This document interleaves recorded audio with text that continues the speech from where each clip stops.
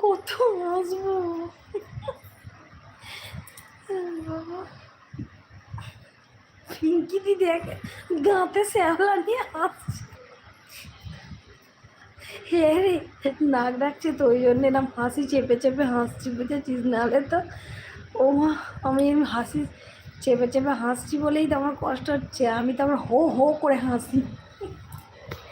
মেয়েও পাশে ঘুমাচ্ছে, বর ঘুমাচ্ছে, ওই জন্য তো হাসি চেপে চেপে হাসছি।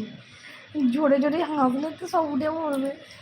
জয় দিদিভাই আছে, জয় দিদিভাই আছে, প্রিয়াঙ্কা দিদিভাই আছে, পিঙ্কি দিদিভাই আছে, বেবি দিদিভাই আছে, সীমা দিদি আছে, ডিডিএস ব্লগের সীমা দিদিভাই মনে হয় আছে।